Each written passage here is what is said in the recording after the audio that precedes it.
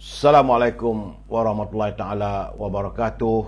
Salam bahagia, salam pertemuan untuk anda yang berkesempatan bersama dengan saya. Apa khabar saudara Intan Mai di TikTok, saudara Sabarudin Din, begitu juga saudara Roslan Afnizan, Joka Karim di Instagram, saudara Mustafa Ilyas, saudara Sabarudin Din, juga saudara Abam Dino di TikTok, saudara Ikram Kodin, saudara Izzuddin, Abdul Rahim Farid, saudara Fazil Yub, saudara Syah Ibrahim, Puan Kamaria Haji Nur, saudara Azizi Muhammad, saudara Lobai Zammari di Instagram, saudara Abe Q, seniman kaput katanya di TikTok, saudara Haji, saudara Syahrudin, itu juga saudara Anti Eli, saudara Muhammad Nazri Syafi'i, mengambil berkat kabare, Marbiah Abdullah, Azrul Jalil, saudara Bubah Adenas, Nazri Yusof, saudara Aman Hussein, saudara Zul FZ, saudara Samsul Azmi, apa khabar saudara Cheng, saudara Pak Long, itu juga dengan saudara Samsul Azmi, saudara Awi, saudara Zul, saudara Azman Hussein, saudara Ramlan, saudara Adris Bos, Diki Samsul Abdul Rahman, saudara Man Andy, Lim Bun Chiang, apa khabar? Terima kasih, good evening. Saudara Long Ibrahim, Puan Norits Aisyah dari Kuantan, Puan Norits, begitu juga Pak Yong, Hakikat Insan di TikTok, saudara Puan Hatijah, saudara Marusdi, saudara Azman, Syarifah Hapipah di Instagram, saudara Razak Yusof, saudara Hamdan, Fauzi, Roslila, Abdul Halim, Abdul Rahim, Fazilah Abdul, Hafiz Wan Basirun, Ibjah, dan teman-teman yang tak sempat saya santuni, saya mohon maaf. Hari ini mungkin bicara saya tak begitu menarik sebab gigi saya meragam sikit hari ini, saudara. Dah makan 2 biji painkiller pun masih lagi terasa-rasa lagi, saudara. Tapi bagaimanapun, sebagaimana yang saya janjikan dengan anda, selagi badan saya sihat, sakit gigi pun redah jugalah. Deritalah, biarlah derita ini ku tanggung sendiri, asalkan teman-teman berbahagia. Saudara, saudara Raja Kamal, Raja Baizian, apa khabar orang Sungai Petani? Meleleh helio, saudara, sakit gigi, nak buat macam mana? Ingat nak jumpa doktor gigi, doktor gigi tak ada pula hari ni, mungkin besok lah, mudah-mudahan. Sakit gigi kena cabut, nak cabut macam mana, tinggal lebih pangkal-pangkal lah ya saudara. Baik saudara, seperti biasa saya harus memulakan bicara saya malam ini. Minta maaf ya, mungkin bicara saya tidak begitu lancar dan tak begitu jelas. Maklum sajalah, nak bertahan, berdenyut ya saudara. Hari ini hari Jumaat, saudara, tanggal 17 Disember, merupakan hari yang ke-1004. Dah 1004 hari dah. Virus corona masih lagi belum usai. Terima kasih Puan Haji Noh, Puan Kamaria Haji Noh. Memang sakit gigi. Macam mana? Hari ini hari yang ke-1004 COVID-19 melanda negara kita. Dan menurut laporan saudara Jamil Idris sama dengan saudara Rio, nampaknya semalam ada sikit pengurangan. Kemarin 1241 dan semalam 1161. Jumlah kumulatif adalah 5,14,885. Saudara, dan saya melihat terdapat 6 negeri yang ada peningkatan jangkitannya. Tapi Kelantan tak berubah, 42 jangkitan. Sementara 9 negeri lagi susut, saudara. Selangor masih lagi mengungguli dengan jangkitan sejumlah 362. Wilayah Persekutuan 142 dan Sarawak 132. Itulah 3 buah negeri saja yang angka jangkitan mengatasi 100. Semalam ada 4 negeri tapi kemarin, tapi semalam ada 3 negeri saja. Mudah-mudahan terus susutlah hendaknya. Baik saudara, itulah laporan seketika berhubung dengan virus corona. Saya ucapkan terima kasih kepada sahabat kita saudara Jamil Idris dan Rio kerana tidak henti-henti menghantar kiriman, memberi pemberitahuan apa yang berlaku pada negara kita berhubung dengan COVID-19. Ya saudara, sakit-sakit gigi ni, teman-teman yang menghantar kiriman perlu juga saya wawarkan juga. Itu dalam segmen e-commerce. Jadi kepada teman-teman yang mempunyai produk, mahu diwawarkan produknya, tak ada masalah. Hubungi saudara Al-Azhar di talian 011 330 41241 saudara. Al-Azhar memasarkan haruman setangi bakur dan juga minyak wangi berasaskan kayu gaharu. Minyak wangi ini datang daripada negara Timur Tengah, negara Arab saudara. Kalau anda tak dapat berhubung dengan Al-Azhar, hubungi Siti Farehah di talian 017 711 4300. Beragamlah gigi ni saudara. Dengan Siti Farehah jangan lupa dendeng manis Siti Farehah saudara. Untuk teman-teman di Lembah Kelang, boleh hubungi Syauqi di talian 012 357 5703 untuk mendapat bekalan buah-buahan. Buah-buah tersebut akan terus dihantar ke rumah anda. Dan sakit-sakit gigi ni memanglah saya masih lagi makan. Sedap saudara.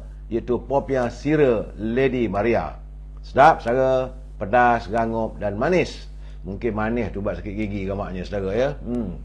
Sila hubungi saudara Nizam di talian 019 435 1203. Dan akhir sekali saudara, jangan lupa perniagaan sahabat kita saudara Zul, tokoh jamu kemaman. Dan beliau hari ini saya nak berjelaskan, iaitu pertama sekali tentang madu tualang gol. Banyak ni saudara. Madu tualang gol ini iaitu merupakan madu special saudara. Ada banyak. Yang tadi saya tunjuk tadi beratnya 1,5 kg. Dan madu yang dihasilkan oleh lebah hutan tropika. Dijamin berkualiti dan asli. Hasil bunga-bungaan, bunga liar hutan tropika untuk meningkatkan imunasi dan antibodi, mempercepatkan penyembuhan luka, mengawal paras gula dalam badan, baik untuk tekanan jantung dan mengawal tekanan darah, sesuai sebagai rawatan susulan bagi mereka yang pernah dijengah oleh virus corona. Juga satu lagi saudara, ini memang rare, susah nak dapat, iaitu madu kelulut hutan saudara. Ini dia saudara. Madu kelulut hutan ini, dia nama saintifikanya adalah Trigona spp. Dijamin berkualiti dan asli. Ada banyak saiz saudara ya. Baik untuk rawatan mata, mencegah katarak, antioksida dan anti radang. Boleh menurunkan kadar gula dalam badan, rawatan kencing manis, menghalang pembentukan sel kanser. Hubungi saudara Zul, tokoh jamu kemaman di talian 019 917 0449. Boleh juga saudara layari ini dalam internet tokoh jamu kemamat saudara. Terganggulah sikit hari ni, tak lancar, saya minta maaf lah saudara. Usai pencerahan tentang e-commerce, jangan lupa saudara kita masuk segmen naluri kehidupan. Kerana dari Abu Hurairah radhiyallahu anhu, ketika baginda Rasulullah SAW bertemu dengan sahabatnya, sekelompok teman-temannya sedang duduk. Jadi baginda bersabda, maukah aku beritahu kalian orang yang terbaik di antara yang terburuk dalam kalangan kalian? Jadi mereka pun terdiam. Jadi Rasulullah SAW mengulangi persoalan tersebut sebanyak 3 kali saudara. Kemudian mereka pun menjawab, duhai Rasulullah, beritahulah kami siapakah orang yang terbaik di antara yang terburuk. Dan baginda bersabda, manusia terbaik di antara kalian adalah yang melakukan kebaikannya dan orang lain merasa aman dari gangguan. Sementara manusia terburuk antara kalian adalah yang tidak diharapkan kebaikannya dan orang lain juga tidak merasa aman kesan daripada gangguannya. Ini hadis riwayat Sunan Tirmizi. Itu yang ke-2263. Jadi artinya manusia yang terbaik saudara adalah yang sentiasa mendatangkan kebaikan kepada orang lain dan orang lain merasa aman dari gangguannya. Manusia terburuk adalah yang tidak mendatangkan kebaikan. Sebaliknya, orang ramai tidak merasa aman dengan kehadirannya. Oleh itu saudara, jadikanlah kehadiran kita ini sama ada di tengah-tengah masyarakat, dalam persahabatan, sebagai orang yang bermanfaat dan dirasai kebaikan oleh orang lain. Kerana Rasulullah SAW bersabda, sebaik-baik manusia adalah orang yang paling bermanfaat bagi orang lain. Itu hadis riwayat Hibban yang kedua daripada 48 hadis. Oleh itu saudara, marilah kita berusaha untuk menjadi warga yang bermanfaat, bukan membawa mudarat kepada masyarakat dan negara. Jadi bersamalah kita berperanan menyebarkan kebaikan dalam masyarakat bagi mewujudkan suasana harmoni dan hormat menghormati. Semoga keberadaan kita dalam masyarakat dirasai ketikanya dan ketiadaan kita akan dirindui, saudara. Itu saudara. Maaf saudara, tak lancar lah bicaranya, tak sedap. Tapi nak buat macam mana? Janji saya dengan anda, saya harus tunaikan. Kita masuk segmen Mutiara Kata. Kerana ini kiriman Tan Sri Osu Sukam. Saya banyak menerima kiriman daripada sahabat saya, Datuk Syed Ali. Tapi belum saya boleh wawarkan. Saya nak usaikan dulu kiriman Tan Sri Osu. Tiap-tiap hari dia hantar pada saya, saudara.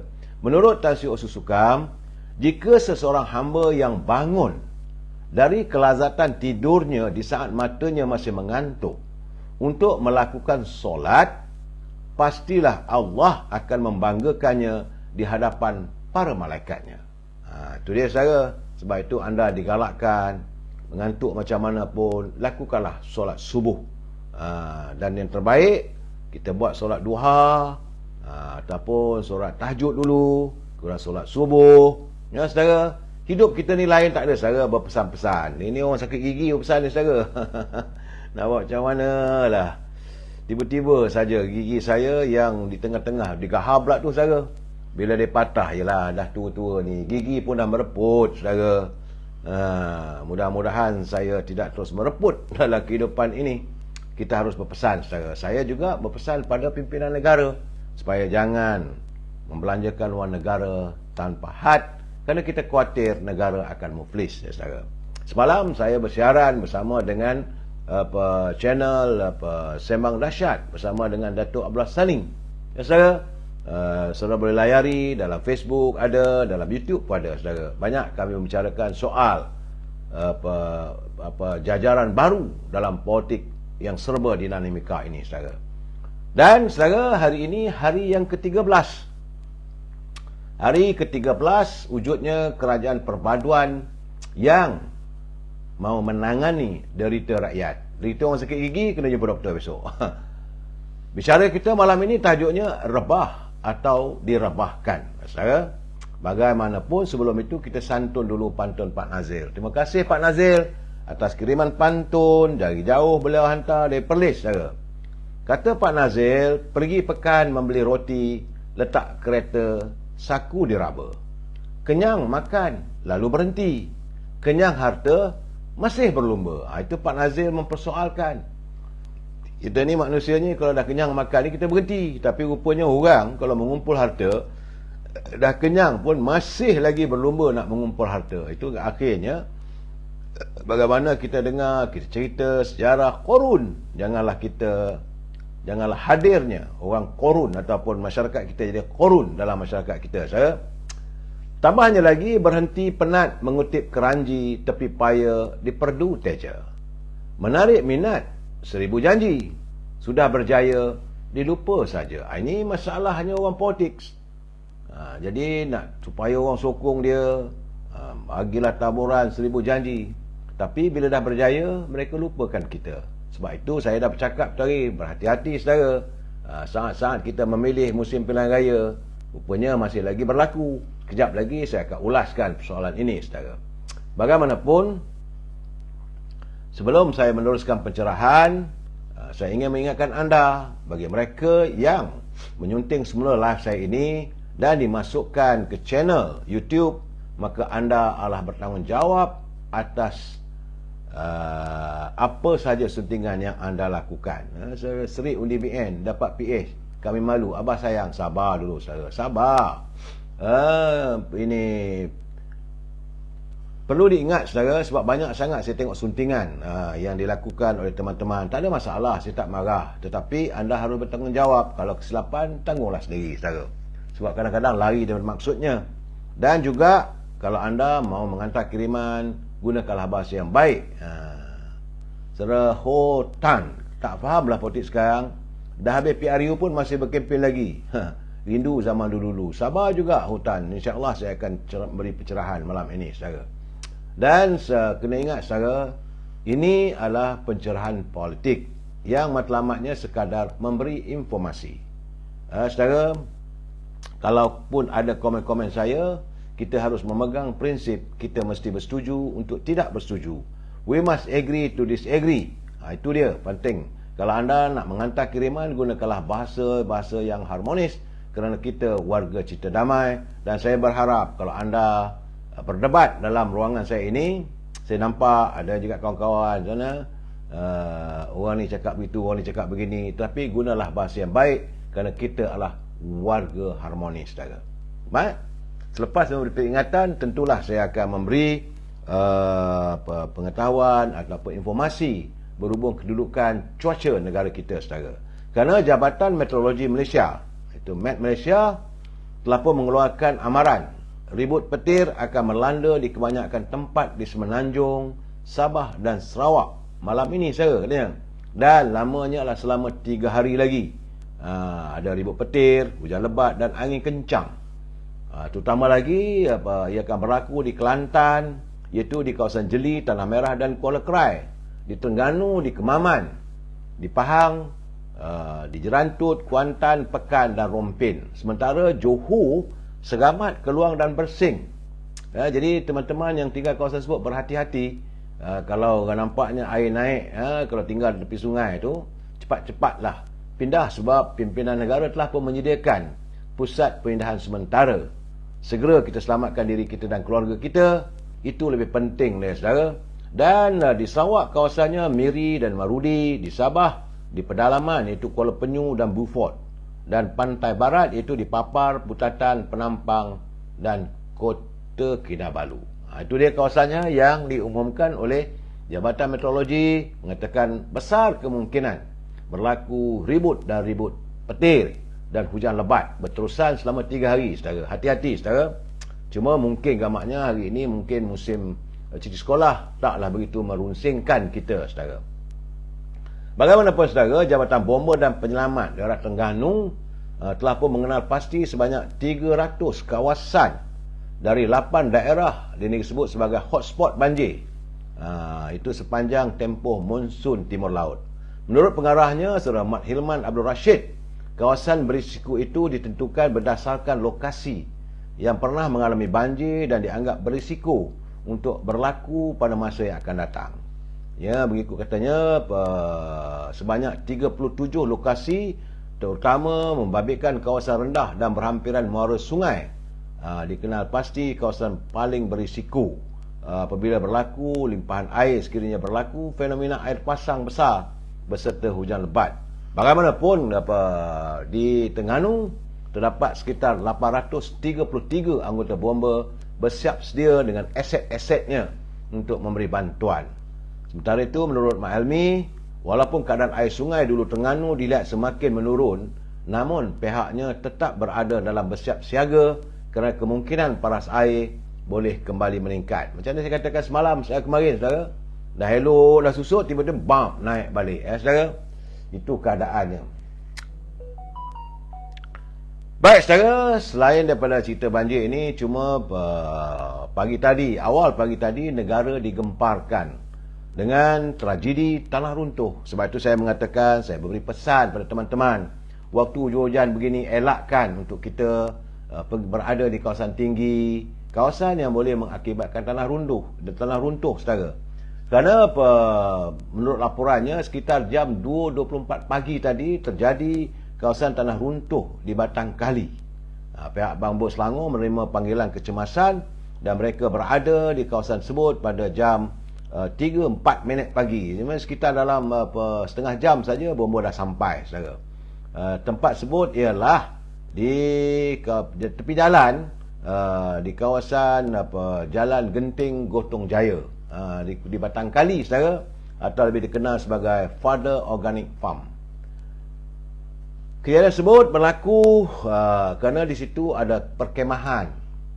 Ada kemah-kemah, orang nak berehat, bercuti dan sebagainya. Kerana musim cuti sekolah, dan tiba-tiba saja tanah itu runtuh sekitar 30 meter tinggi, saudara, dan menghempap kemah-kemah tersebut, mengakibatkan sekitar 94 mangsa Bagaimanapun ada yang selamat. Mangsa-mangsa adalah terdiri daripada pelajar-pelajar dan guru-guru dari sekolah jenis kebangsaan Cina SJKC Muncung bersama dengan keluarganya. Mereka disahkan antara ratusan mangsa dalam runtuh tersebut.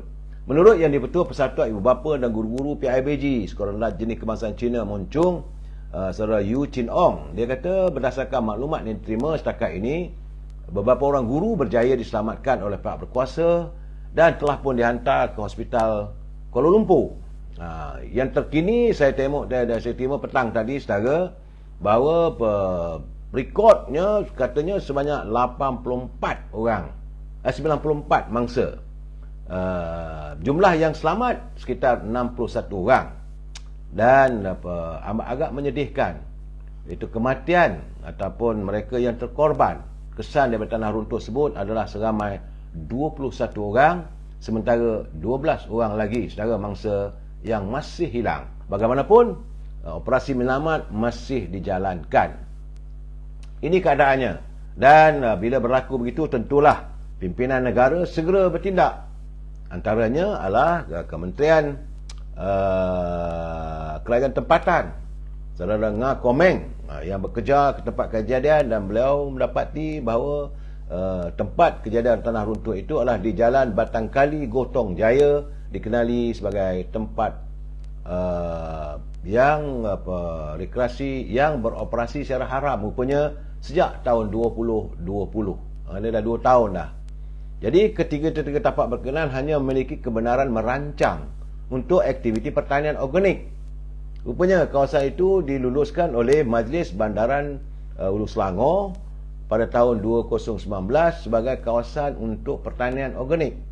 Tapi rupanya sebahagiannya digunakan sebagai tempat untuk rekreasi. Jadi sebab itu pengurusan tersebut boleh dikenakan tindakan di bawah Akta Jalan Saliran dan Bangunan 1974. Hukuman secara berat juga, penjara selama 3 tahun atau denda maksima RM50,000. Bagaimanapun, kata Saudara Nga Komeng, kerajaan akan mengambil tindakan tegas. Ini kawasan ini tempat tersebut berada dalam bawah kementeriannya, saudara. Jadi pihaknya akan berusaha untuk memastikan bukan hanya di kawasan tersebut, di semua kawasan-kawasan lain, setiap pengusaha tempat-tempat rekreasi harus berhubung segera dengan Majlis Perbandaran atau Majlis Kerajaan Tempatan untuk menilai sejauh mana kawasan selamat atau tidak. Tadi Yang Amat Berhormat Timbalan Perdana Menteri juga menghadiri tempat tersebut dan segera mengerahkan supaya bantuan segera dilakukan. Kabarnya mungkin Yang Amat Berhormat Perdana Menteri juga akan hadir. Begitulah keprihatinan pimpinan negara. Sebab kejadian ini bukan kejadian yang terpencil ataupun kecil, kerana melibatkan 21 orang meninggal, mangsanya yang terkorban. Dan saya berpesan dan mengharapkan teman-teman kalau boleh elakkan membawa keluarga saudara pertama-tama sekali dalam saat-saat musim hujan ini, kawasan yang berisiko berlakunya tanah runtuh ataupun di kawasan tepi pantai, khususnya di kawasan Terengganu, Johor dan Kelantan atau Pahang yang adanya monsun. Ini keadaan. Ialah memang cuti sekolah, tapi dalam keadaan begini duduk di rumah sajalah saudara. Itulah gambaran yang saya dapat, bahawa kedudukan apa yang berlaku, kita turut sama-sama berduka cita. Tak usah kira lah keturunan mana pun, asalkan dia itu warga negara kita ini, kita harus turut merasa duka cita atas kemalangan ataupun musibah yang terjadi. Saudara, baik. Dalam keadaan begini, kita beralih daripada bencana, beralih daripada kedudukan cuaca. Saudara, saya melihat satu laporan. Ini agak, yang saya tengok, saya menang betul juga, sebab 2 hari lepas saya ada melaporkan bagaimana persoalan kenapa Zeti Ikhtiar Aziz, mantan Gubernur Bank Negara, mengambil katanya cuti sakit selama 21 hari. Tertunggu-tunggulah perbicaraan yang berhubung kait dengan YMDB. Alasannya dia sakit, macam-macam lah, vertigo lah, sakit sesama, batuk dan sebagainya. Tetapi menurut media sosial MyTV Online, bahawa Zeti Ikhtiar Aziz juga dilihat menghadiri satu majlis yang dihadiri oleh kerabat diraja. Secara dalam keadaan begini kita pun bertanya, kalau nak hadir tempat tu boleh, nak hadir ke mahkamah sakit. Ini keadaannya. Sepatutnya dalam keadaan begitu pihak SPRM perlu menyiasat sejauh mana benarnya beliau sakit atau sengaja-ngaja mau melengah-lengahkan perbicaraan. Sebab kita nak tunggu juga apa yang berlaku. Kita tak mahu. Sebab itu yang selalu kita tekankan, soalnya sekarang ni kita menuntut keadilan diberikan, bukan untuk membebaskan, tidak. Sepanjang perbicaraan berhubung Datuk Seri Zahid atau Datuk Seri Najib Tun Razak, mesti ada keadilan dalam perbicaraan. Sekarang ni seolah-olah bila dah panggil Zeti yang banyak menimbulkan masalah, Zeti yang banyak menimbulkan spekulasi kerana suaminya terlibat katanya, yang peguam bagi pihak Datuk Seri Najib nanti-nanti. Tapi bagi alasan tak dapat hadir kerana sakit. Saya cuma mengingatkan, mengulangi kenyataannya. Satu ketika dulu dia kata kalau dia dibawa ke mahkamah, kalau dia mendedahkan, ramai yang akan terlibat. Ini soal sekarang ni, soal ramai satu ataupun dua orang atau ramai pemimpin terlibat, itu soal lain. Sebab kita mahu agar perbicaraan dan keadilan ditegakkan. Saudara, ini yang perlu kita lihat supaya rakyat tidak ternanti-nanti berhubung dengan kedudukan perbicaraan yang menyangkut soal Datuk Seri Najib yang hari ini masih lagi terpenjara di penjara Kajang. Kita tak mau membela dan sebagainya, kita pulang kepada mahkamah. Tetapi bila adanya insiden-insiden sebegini, macam kita katakan Jolo tak dibawa lagi, Nik Faizal tak dapat dibawa lagi, ramai lagi, termasuklah Zeti yang orang nak tahu keadaan sebenarnya. Dah pula bagi cuti sakit dah masuk 21 hari dah. Dan sedangkan semalam katanya dia hadir pula dalam majlis boleh hadir, tapi perbicaraan tak boleh. Itu SPRM kena fikirlah, carilah jalan. Kalau bagi saya, kalau ini berlaku, boleh juga di bawah contempt of court ataupun menghina mahkamah. Mahkamah bukanlah tempat main-main, sekejap boleh datang, sekejap boleh datang. Saudara, bagaimanapun kita pulangkanlah kepada pihak keadilan judisiari untuk menentukan persoalannya. Yang paling penting kita sekarang ni, saudara, kita masuk hari yang ke-13, iaitu Kerajaan Perpaduan, yang matlamatnya lain tidak adalah untuk menangani derita rakyat. Saudara kena ingat, saudara, ini pencerahan politik. Saya harus bercerita banyak tentang menyangkut soal-soal politik, saudara. Kerana petang tadi, saudara, maka termeterailah majlis tanda tangan perjanjian permuafakatan antara 5 gabungan parti, terutamanya Pakatan Harapan, Barisan Nasional, GPS Sarawak, GRS Sabah dan Parti Warisan. Saya tengok ada 5. Agak signifikan lah kerajaan kita kali ini.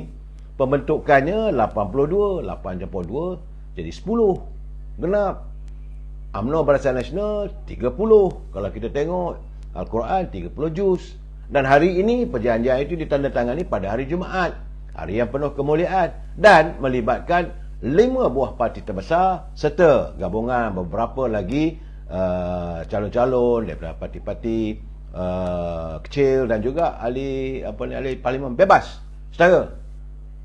Dan ini membentuk kerajaan perpaduan, ya. Jadi kita melihat apa yang ditandatangani.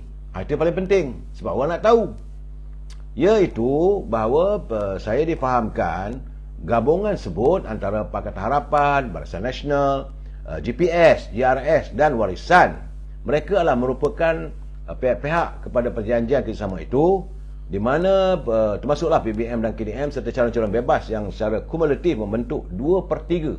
Rupanya dah hari ini dah 2/3 jumlah di kalangan ahli-ahli Dewan Rakyat.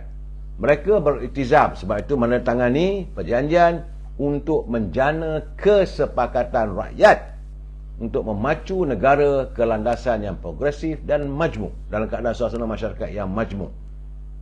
Dalam keadaan begini adalah untuk Kerajaan Persekutuan mengambil langkah yang perlu agar dasar, program, perlakuan dan membawa menjunjung duli-duli tuanku, luar perlembagaan, saudara, dan waktu yang sama tidak lain tidak bukan adalah untuk memastikan pembetulan ekonomi serta pentadbiran negara. Ini yang paling penting.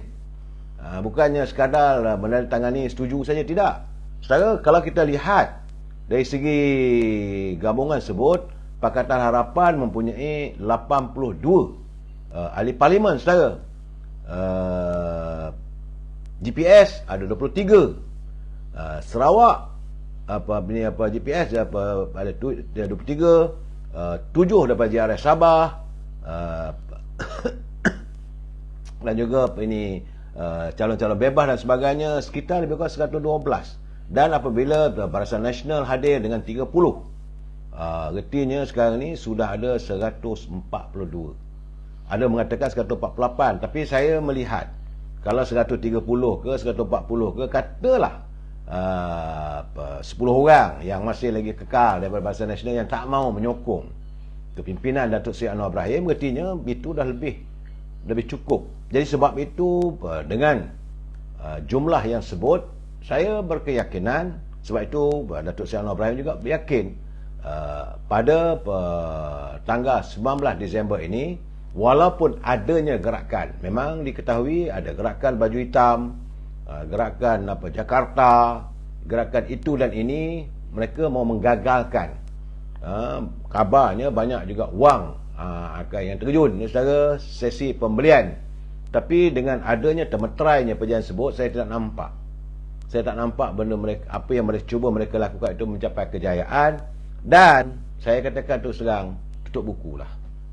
Berakhirlah sekarang ni apa yang menjadi konflik, yang menjadi persoalan tentang berhubung dengan keabsahan ataupun legitimasi keberadaan Datuk Seri Muhammad Datuk Seri Anwar Ibrahim sebagai Perdana Menteri Malaysia yang ke-10 bersama dengan anggota-anggota kabinetnya. Tak boleh nak dipersoalkan lagi. Tak boleh nak katakan ini bukan kerajaan perpaduan. Banyak orang bercakap lah, bagi saya sebutlah apa saja pun, asalkan jangan sebut kerajaan mak bapak, sudahlah saudara.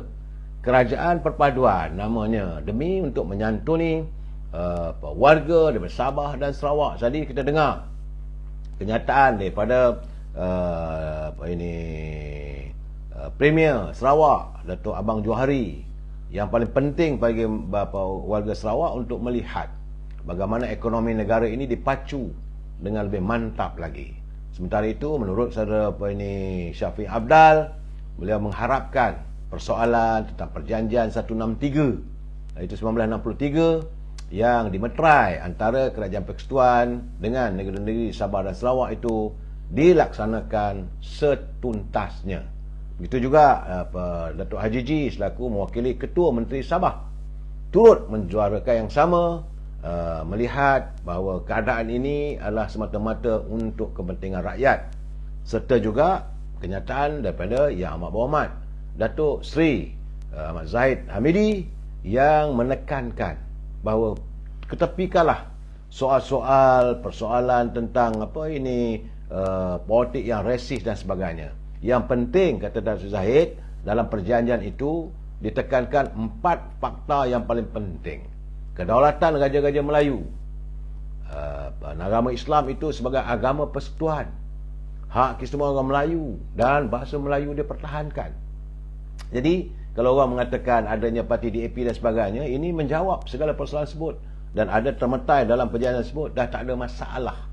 Saya merasakan inilah momen suasana yang kita melihat bahawa kerajaan harus bergerak lebih maju lagi. Cuma sebagaimana yang saya katakan semalam dan kemarin, besar kemungkinan Datuk Seri Anwar Ibrahim sedang menanti tanggal 19 Disember untuk keabsahan itu secara mutlak, maka akan bergeraklah kerajaan. Saya melihat apa yang suasananya seolah-olah negara kita dulu, satu ketika dulu, waktu Dr. Mahathir mentadbir negara, kerajaan Barisan Nasional, Dr. Mahathir jadi Perdana Menteri, Datuk Seri Anwar Ibrahim sebagai timbalan Perdana Menteri, aromanya, suasananya saya lihat sebegitu. Dan penyatuan pimpinan-pimpinan politik begitu solid kali ini, saudara. Sebab itu saya ingin juga, sebelum saya nak mengulas itu, saya ada perkara lain lagi yang saya lihat yang perlu saya nyatakan bahawa kerajaan perpaduan yang mahu menyantuni derita rakyat kali ini nampak lebih tegas. Kerana saya difahamkan bahawa Suruhanjaya Pencegah Rasuah Malaysia SPRM diberitakan telah pun menyerbu 8 agensi kerajaan dan 9 syarikat semalam untuk menyiasat ke atas dakwaan wujudnya penyelewengan sejumlah 92.5 bilion ringgit oleh kerajaan terdahulu iaitu pimpinan Perikatan Nasional, sebahagian daripada isu 600 bilion. Menurut sumber yang saya dapat, katanya 8 agensi kerajaan itu menerima peruntukan besar dari pakej ransangan yang diluluskan pada kerajaan tahun 2020 dan 2021 era Tan Sri Muhyiddin. Jadi susulan daripada serbuan itu, SPRM turut menyerbu 9 syarikat untuk mendapatkan dokumen-dokumen tertentu. 9 syarikat itu dipercayai sebagai pembekal utama 8 agensi terbabit. Jadi menurut sumber, memanglah sekarang ini masih terlalu awal untuk mendedahkan butirannya. Namun menurut SPRM, ini adalah peringkat pertama, peringkat awal siasatan dilakukan oleh SPRM yang menyentuh soal dakwaan adanya keadaan adanya perkara-perkara yang boleh disiasat. Saudara, jadi keadaan begini, saya berpesan kepada Tan Sri Muhyiddin, Khairi Jamaluddin, apatah lagi Datuk Ismail Sabri juga, menteri-menteri yang dulu, termasuklah Datuk Isyamuddin, Tuan Guru Haji Hadi dan menteri-menteri yang ada dalam kabinet waktu itu, bersedialah anda juga akan disoal oleh pihak berwajib, itu SPRM. Tapi bagaimanapun dapatan saya bahawa kabarnya tiga individu yang sedang diteropong, itu mantan Perdana Menteri dan juga Khairi Jamaluddin kabarnya. Saya tak tahulah. Begitu juga apabila ia menyentuh tentang isu projek Jabatan Banjir. Saya melihat sekarang macam mana media sosial MyTV Online begitu berani mendedahkan, walau setelah Datuk Seri Anwar Ibrahim menyatakan tentang pihak kerajaan pimpinannya sedang menghentikan dulu untuk dibuat kajian berhubung dengan kelulusan projek Jabatan Banjir bernilai 7 bilion yang telah diluluskan. Peruntukan sejumlahnya sebenarnya adalah 15 bilion. Main bilion-bilion ya saudara. Dan kita melihat sebagai reaksi sebut, Tuan Ibrahim Tuan Man pula mempersoalkan kenyataan yang bawa Perdana Menteri. Jadi peruntukan asal yang diperuntukkan adalah 15 bilion dan jumlah diluluskan hanyalah 7 bilion. Jadi beliau mendakwa tidak pernah. Katanya dia tidak pernah mendakwa sebarang surat setuju terima SST yang ditandatangani olehnya kepada mana-mana syarikat berhubung projek tersebut. Sebab itu bila dia kata, saya pun tak pasti datang dari mana jumlah 7 bilion dibangkitkan itu. Namun saya melihat terkejut saudara apabila portal Sabah Kini 2, portal Sabah Kini mendedahkan bahawa ada bukti yang menunjukkan Tuan Ibrahim tidak berkata benar. Memang ada SST rupanya. Itu didedahkan. Jadi dekat dalam ini Tuan Ibrahim kena menjawablah. Sebab kerana persoalan sekarang ni timbul sebagaimana disoal yang menjadi persoalan media sosial Sabah Kini 2. Saudara, kadang-kadang ini media sosial ni berperanan juga saudara dalam kita meng-highlight ataupun mengutarakan mungkin ada kebincangan ataupun apa sajalah isunya, kerana persoalan yang diutarakan oleh Sabah Kini 2 itu, pertama, mengapa kontrak runding terus secara terus hanya diberikan kepada sebuah syarikat tunggal, sebuah syarikat saja. Saya tak nak sebut nama syarikat saudara, sebab itu antara Sabah Kini dengan syarikat sebutlah. Untuk menjawabnya saya tak nak jadi saksi di mahkamah pula nanti ya.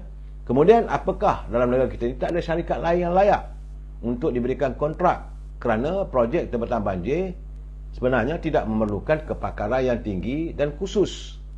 Jadi dalam keadaan begini mereka mempersoalkan mengapakah Tuan Ibrahim tidak berkata benar dalam membuat kenyataan berhubung surat setuju terima yang katanya sudah pun ditandatangani. Jadi apakah ada hubungan? Ini persoalannya. Malahan saya melihat ada lagi nama yang dikaitkan. Seorang pimpinan mantan menteri daripada Selangor juga dikatakan dikaitkan oleh Sabah Kini berhubung dengan tempatan banjir ini, khususnya dia melibatkan syarikat sebut dengan projek rancangan tempatan banjir Sungai Langat Fasa 2 Selangor. Ini juga sudah heboh diperkatakan. Jadi saya rasa terpulanglah pada pimpinan di Selangor, kerajaan yang terdahulu menjawab. Saya rasa ini juga yang akan disiasat oleh SPRM. Ya, saya tak mau mendahului. Saya tu mau mewawarkan apa yang dilaporkan supaya kita faham bahawa nampak gayanya kerajaan pimpinan Datuk Seri Anwar Ibrahim kali ini benar-benar mau menyelesaikan sebarang kepincangan dalam ketirisan pembagian kontrak-kontrak kerajaan, saudara. Sebab itu, macam semalam telah pun beredar surat daripada Ketua Setiausaha Negara untuk menamatkan kontrak sekitar lebih kurang 100 orang, iaitu pengurusi-pengurusi syarikat-syarikat yang ada hubung kait dengan kerajaan ataupun GLC, Government Link Company, macam Tenaga Nasional, Petronas, Felda, Felcra dan banyak, saudara. Ada lebih kurang 100 jawatan itu yang melibatkan orang-orang politik dan menurut surat sebut dihentikan secara serta-merta. Jadi artinya tidak ada lagi lantikan politik untuk menarajui sebarang syarikat-syarikat yang menyangkut soal syarikat GLC ini, saudara. Memang itu telah pun menjadi kegusaran rakyat, menjadi kebencian rakyat. Ini juga yang memerangkap UMNO Barisan Nasional satu ketika dulu dibenci oleh rakyat. Dan hari ini nampak gayanya Datuk Seri Anwar Ibrahim membantu untuk menyelesaikan segala-galanya apabila beliau telah pun mengarahkan, katanya ini adalah keputusan kabinet. Kabinet kemarin telah pun memutuskan, dan semalam Ketua Setiausaha Negara telah pun mengeluarkan arahan kepada semua ketua-ketua setiausaha di pelbagai kementerian supaya menamatkan kontrak. Memang pun, saudara, saya melihat kadang-kadang tak sepatutnya mereka bukan berada di situ kerana kepakarannya, hanya kerana mereka jadi ketua bahagian, kerana mereka berada dalam jawatan politik, maka dilantik sebagai chairman. Gaji pula tu bukan sikit-sikit di saat rakyat menderita. Sebab itu saya melihat bahawa ini usaha kerajaan perpaduan ini untuk merawat derita rakyat, maka mereka yang tak sepatutnya berada dalam kedudukan mewah dihentikan. Lebih baik kalau gitu, kalau 100 orang, saudara, kalau gaji seorang 10,000, 20,000, artinya berjuta wang itu dapat diselamatkan setiap bulan. Di sinilah letaknya ketirisan. Di sinilah letaknya kadang-kadang ekonomi kita dalam keadaan yang tidak mampan. Tumpul jadinya ekonomi itu apabila syarikat-syarikat ini tidak mampu bergerak kerana kos untuk menjaga, membayar orang-orang yang tidak pakar. Bukan kerja apa pun, hanya sebulan 2-3 kali. Saya pernah membangkitkan persoalan ini, saudara, dalam 4-5 bulan dulu. Saya katakan ahli-ahli parlimen, kalau dia menjadi pengurusi syarikat dan sebagainya dan dia menerima gaji, sepatutnya dia dah hilang kelayakan sebagai ahli parlimen. Kerana sebagai ahli parlimen, dia tidak boleh mendapat pendapatan selain daripada apa yang ditetapkan oleh parlimen ataupun dibayar oleh parlimen. Artinya kalau saya jadi ahli parlimen, saya menjadi chairman pada TNB, saudara, saya tak jadi menteri, jadi chairman, dan ada rekod tiap-tiap bulan saya dapat katalah 2,000 pun, maka dengan sendirinya saya hilang keabsahan, saya hilang jawatan saya sebagai ahli parlimen. Tapi ini dilanggar begitu saja. Memang kita terima hakikat. Inilah yang memburukkan imej pimpinan UMNO di mata rakyat. Saudara, begitu juga Apek tu, dia kata siasat juga kontrak-kontrak di sekolah menengah. Pasti saya lihat bahawa kerajaan kali ini benar-benar tidak lagi mau berdiam diri. Dan jangan kita katakan Datuk Seri Anwar Ibrahim nak mengangkat balas dendam. Tidak. Beliau mau membersihkan secara tuntas segala perlakuan, kecurangan dan sebagainya. Kerana kali ini kalau kita lihat kerajaan yang dipimpin oleh beliau adalah kerajaan yang mantap. Ya, saudara. Cuma saya agak-agak kecewa, saudara. Terus terang saya katakan, saya agak kecewa apabila saya dipahamkan kalau benda ini benar berlaku. Kalau tak berlaku, tak tahulah. Tapi kalau benda ini benar-benar berlaku, saya amat kecewa apabila saya difahamkan bahawa Tan Sri Muhyiddin tidak mahu menerima jawatan sebagai ketua pembangkang. Katanya mungkin Hamzah Zainuddin, seusaha Parti Perikatan Nasional yang akan dilemakan sebagai ketua pembangkang. Jadi dalam keadaan begitu, kalau Tan Sri Muhyiddin tak nak, bagaimana dengan Haji Hadi? Haji Hadi juga adalah memimpin parti PAS. Bila mereka tidak mahu menjadi ketua pembangkang, apakah hanya satu matlamatnya nak jadi Perdana Menteri saja? Sebab itulah jadi kelang kabut negara kita ni. Jadi matlamat lain tak ada, nak jadi Perdana Menteri. Tak dapat jadi Perdana Menteri, apa betul tak? Sepatutnya mereka menerima jawatan sebagai ketua pembangkang. Kalau dah memilih untuk jadi pembangkang, kata nak jadi pembangkang yang bermaruah, jadilah ketua pembangkang. Bagaimana Datuk Seri Anwar Ibrahim dulu pernah jadi ketua pembangkang. Datuk Seri Zahid Hamidi juga pernah jadi ketua pembangkang. Datuk Seri Ismail Sabri juga pernah jadi ketua pembangkang. Jadi bila kita berada sebagai ketua pembangkang, kena ingat bahawa peranan ketua pembangkang juga besar dalam sebuah kerajaan untuk semak dan imbang. Bukan tak ada peranan. Takkanlah ketua pembangkang tu huduh sangat nama jawatan tu. Dan saya rasalah mereka mengkhianati undian ataupun kepercayaan rakyat yang menghantar mereka ke parlimen. Kerana parlimen itu adalah tempat untuk membincangkan untung nasib rakyat. Berbuih mulut saya bercakap dulu. Parlimen bukan tempat untuk bergaduh. Akhirnya dilihat seperti pasar burung, seperti zoo. Parlimen adalah tempat untuk membincangkan segala permasalahan rakyat. Dan kalau betul-betul dia nak berjuang untuk rakyat, ambillah jawatan ketua pembangkang itu. Dan utarakanlah pandangan anda.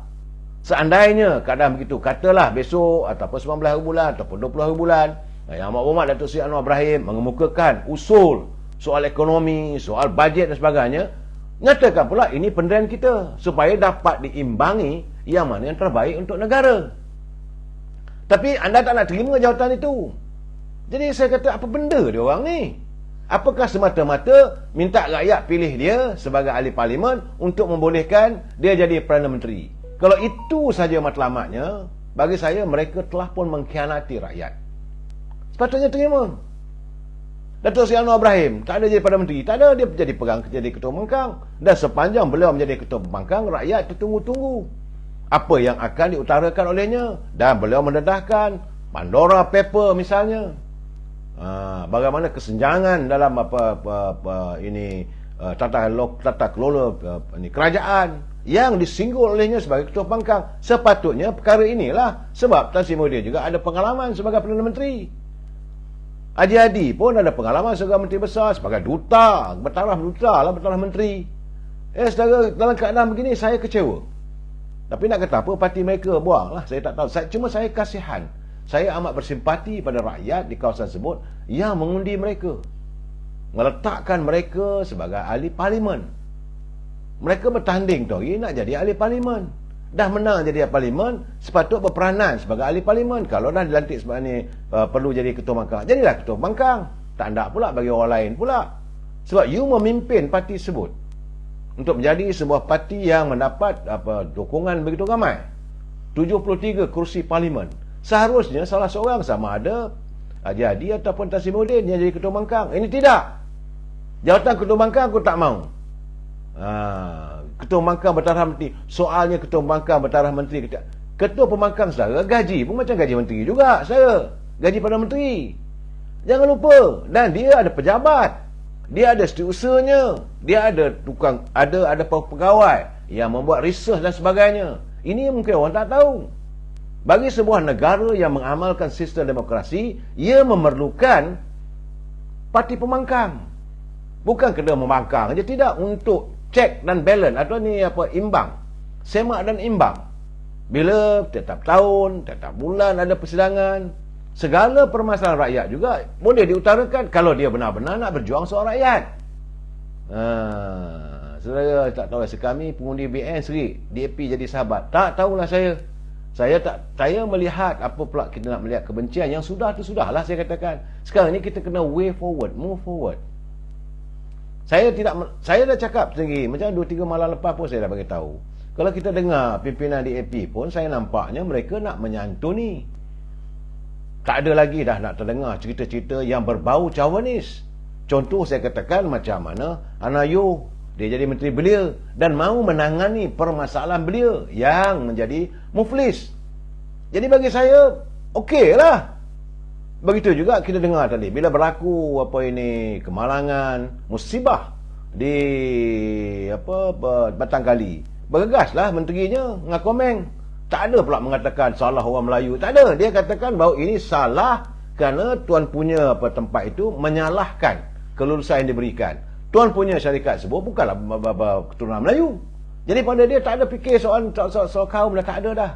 Sebab itu juga apa yang disantun dalam perjanjian yang dimeterai petang tadi. Kita nak menamatkan soal politik yang Chauvinis. Sudah-sudahlah kita beramuk ni. Terima hakikat negara ini sebagaimana yang dinyatakan oleh Presiden UMNO, Datuk Seri Hamidi. Inti partinya bahawa mesti mengakui bumi ini milik orang Melayu. Sebab itu mesti dimartabatkan raja-raja Melayu. Agama Islam itu agama resmi, bahasa Melayu dan hak keistimewaan orang Melayu. Itu ada dinyatakan dan semua bersetuju. Apa nak lagi? Kalau mereka cuba mengungkit dan sebagainya, itu cari masalah lah. Itu keadaan saudara. Saya tak mau berdebat dalam soal ini kerana saya melihat kadang-kadang mungkin kalangan, teman-teman ataupun rakyat dikelirukan. Macam mana mereka mengelirukan kenyataan Presiden UMNO waktu pilihan raya, there is no DAP, no Anwar, no PBM. Tapi bab no PBM tu tak ada. Yang di-highlightkan dua saja. Itu bagi saya keadaan begini yang kadang-kadang kita harus jujur. Kita harus jujur kerana Presiden UMNO dah menyatakan bahawa selepas pilihan raya soal lain. Waktu masuk pilihan raya kita solo.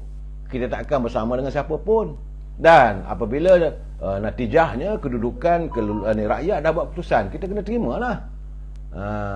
Saya saudara Aziz Ali walaun tak payah lagi sebut walaun saudara. Saya ingat mungkin lah pimpinan dah lepas pun mereka rasa tak dapat kuasa. Itu saya tak tahulah. Sepatutnya mereka jujur pada pengundi. Ya, saudara. Saya lebih suka kalau boleh dalam kita berbicarakan soal politik negara kita ini, kita tak letakkan kebencian. Cukup-cukuplah kita membicarakan soal kebencian. Kita pernah terjebak. Negara kita pernah terjebak dalam peristiwa hitam satu ketika dulu. Kesan dan politik. Bila kita sama-sama kita saling ragu-meragui, pengaruh luar masuk. Apa yang berlaku dalam tragedi 13 Mei. Komunis memainkan peranan mereka. Akhirnya kita berbalas sama sendiri. Nah, berlakunya riot. Apakah kita mahu mengulangi benda begitu? Benda tu bahaya, saudara, tak elok. Dan ini tidak baik untuk rakyat.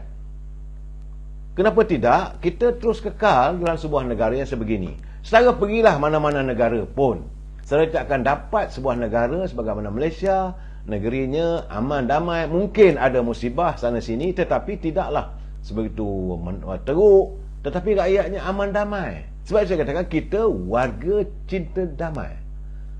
Tiada lagi perjuangan Melayu. Apa soal perjuangan Melayunya, saudara? Apa perjuangan yang kita nak? Semua dah ada dalam termaktub dalam perlembagaan. Yang penting adalah pemimpin. Sejauh mana pemimpin benar-benar ikhlas, jujur melaksanakan apa yang termaktub dalam perlembagaan. Siapa berani untuk menyanggah perlembagaan negara? Semua ada. Perkara 153, hak istimewa Raja-Raja Melayu, hak negara ini ditadbir oleh kuasa Raja-Raja Melayu, agama Islam itu agama persekutuan. Tak ada siapa pun berani menyentuh soal itu ataupun mau mencabar. Ya, tiba-tiba kita mewujudkan macam-macam persepsi. Akhirnya negara berantakan. Orang melihat kita ni tak ada kestabilan dalam politik. Saya dah bagi tahu, saudara, pengetahuan yang saya alami waktu saya belajar dalam soal politik ini. Pertama sekali, politik itu adalah the art of deceiving mankind. Politik itu adalah seni pencaturan minda. Dan kecanduan dalam politik ataupun opium in politics, ataupun candu dalam politiknya yang ditagih oleh semua orang ada dua. Iaitu kalau negara itu berbilang kaum digunakan isu racial issue. Inilah kecanduan bagi politik untuk siapa-siapa saja untuk mengetengahkan dirinya seolah-olah dialah pejuang yang terhebat. Yang kedua adalah isu agama. Bagi negara itu ada pelbagai fahaman agama, maka isu agama diutarakan. Inilah dua perkara kecanduan. Jadi pemain-pemain politik mengutarakan dua perkara ini, matlamat lain tak ada.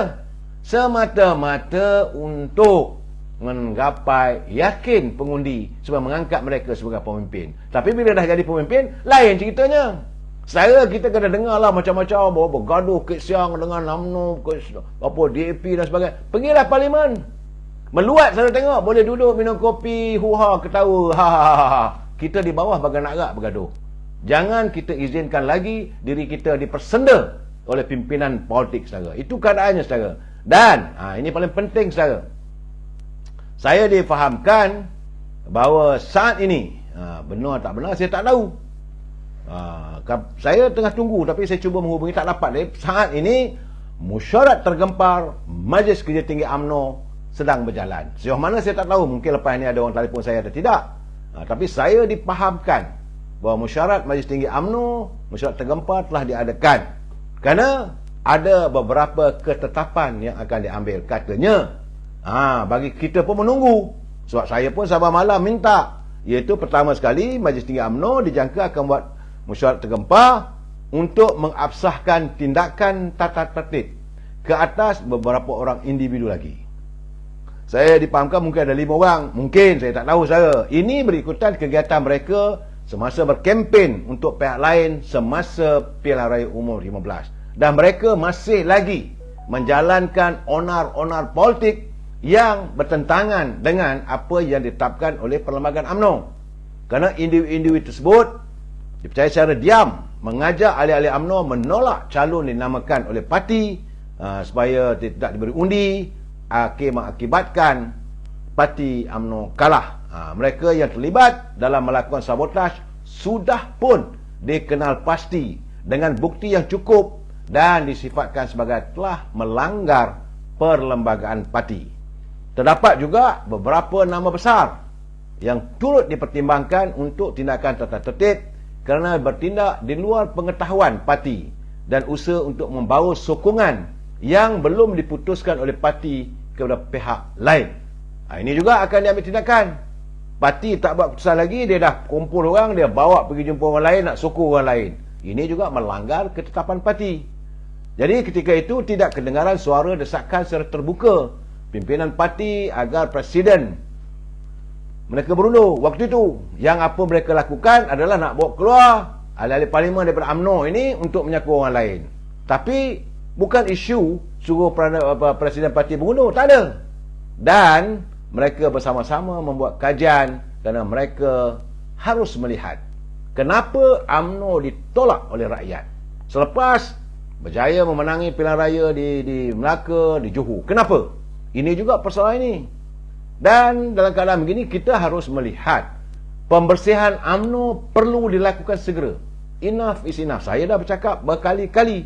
Saya tengah menanti dengan penuh debaran. Apakah impian kita? Apa yang saya lontarkan pada saya sebenarnya, ini juga impian warga UMNO peringkat akar umbi. Mereka dah tak sabar-sabar tunggu. Apa presiden nak buat? Malahan apa saya berlaku bukan dia orang salahkan Majlis Tinggi. Mereka menyalahkan presiden. Sebenar-benarnya kita harus menyalahkan pimpinan peringkat Majlis Tinggi. Tapi yang kenanya, yang teruk kenanya presiden. Presiden lemah lah, presiden itulah, presiden tak berani lah, presiden tak tegas lah. Sedangkan Majlis Tinggi tidak buat keputusan. Bukan saya nak membela, tidak saudara. Tapi bagi saya, kita perlu adil dalam memberi komen. Saya harus menjelaskan UMNO dia nak ambil satu keputusan itu bergantung kepada keputusan Majlis Tinggi, bukan keputusan seorang. Tapi orang beranggapan ini keputusan Zaid Hamidi. Itu salah saudara. Jadi kalau malam ini ada keputusan, ada orang yang akan dipecat, mungkin ada orang akan digantung, kita tak boleh kata ini keputusan Zaid Hamidi. Ini keputusan Majlis Tertinggi. Sejauh mana benar tak benar saya tak tahu. Saudara Kuih dia kata poster boy tetap juga kena bertanggungjawab. Ini yang kita katakan, bukan satu orang. Apabila parti mengalami disaster ataupun satu suasana yang tak dijangka. Semua orang harus bertanggungjawab. Tapi masalahnya orang keliling kelalang. Orang keliling kelalang kata, ni salah dia, ni salah dia. Bukan masanya untuk kita menyalahkan sesiapa. Ini masa untuk memulihkan kembali wadah perjuangan parti, memulihkan kembali kejituan dalam semangat setia kawan dalam parti. Cukup-cukup dah. Dah habis dah. Sebab tu saya dengar tadi saudara ada tanya dia pun bosan. Dah habis pilihan raya. Sudahlah. Ini tidak. Masih ada lagi langkah ini Jakarta lah, langkah ini tim baju hitam lah. Buat apa? Apa yang dilakukan sekarang? Terbukti mereka menyanggah sesuatu yang tak mungkin mampu disanggah. Kerana 5 parti terbesar telah pun bersetuju menyokong sepenuhnya Yang Berhormat Datuk Seri Anwar Ibrahim sebagai Perdana Menteri. Berilah dia peluang selama 5 tahun. Kalau nak rasa nak lawan, lepas 5 tahun nanti, lawanlah, tak ada masalah. Tetapi jangan sesekali menyanggah. Saudara langkah hitam melegam lah Saudara Farid. Betul, di TikTok. Saudara Aziz, Zaid Hamidi, Saudara Abdul Aziz, dia kata Zaid Hamidi pilihan PKR dan DAP. Mana pula? Pasal apa pula pilihan PKR? Dia bukan ahli PKR. Kadang-kadang saya dalam kita membuat satu kenyataan, membuat persepsi, biar berpijak di bumi nyata. Datuk Seri Zaid Hamidi hari ini Presiden UMNO. Keutamaannya adalah untuk menyelamatkan UMNO. Dia jadi huduh, begitu teruk kena balun, sebab dia jadi Presiden parti dan waktu yang sama, dia tidak mahu membawa parti ini tunduk kepada kehendak Dr. Mahathir yang nak membubarkan. Ini jelas. Saya hairan kenapa anda tak mau faham. Dr. Mahathir mengaku, benar saya minta Zaid Hamidi membubarkan UMNO. Itu kenyataannya waktu Dr. Mahathir jadi Perdana Menteri. Jadi Dr. Mahathir ni siapa tak setuju dengan dia, siapa nak menentang saranannya, maka orang itu akan dikenakan sehabis. Memang teruk. Jadi begitulah yang dialami oleh Zaid Hamidi. Dia tak bersetuju. So dikenakan tuduhan. Jadi saya katakan buat meh lah, tuduh-tuduhlah, saya akan berjuang untuk menyelamatkan UMNO. Bagaimana pula mengatakan bahawa dia ni orang PKR, pilihan DAP dan sebagainya. UMNO adalah segala-galanya bagi Zaid Hamidi. Sebab itu apa sahaja keputusan dia buat, memikirkan soalnya tentang wadah perjuangan UMNO. Dan setiap keputusan itu bukan dia buat seorang, dia bawa dalam mesyuarat Majlis Tinggi. Mungkin malam ini kita tunggulah. Saudara, betul lah Saudara Aziz Ali, Tuan Mahathir ni porak-poranda. Memang begitu. Dalam keadaan begini, saudara tuduh dia macam-macam, bagi saya lah berlaku adil kepada pemimpin. Dia tak suka tak suka kena terima hakikat dalam sistem demokrasi. Dia dipilih sebagai presiden, kena terima lah. Nak rasa nak lawan, biarlah lawan akan datang. Tapi kita buat macam-macam andaian, benda tak betul. Saya haraplah kita tunggu apa keputusan Majlis Tinggi. Kalau mungkin ada mesyuarat malam ni, saya menunggu dengan penuh debaran. Mudah-mudahan pembersihan UMNO segera dilakukan dan kita harap sesuatu yang lebih baik untuk parti kita. Jumpa lagi malam esok. Wabillahi taufiq wal hidayah. Assalamualaikum warahmatullahi wabarakatuh. Selamat malam.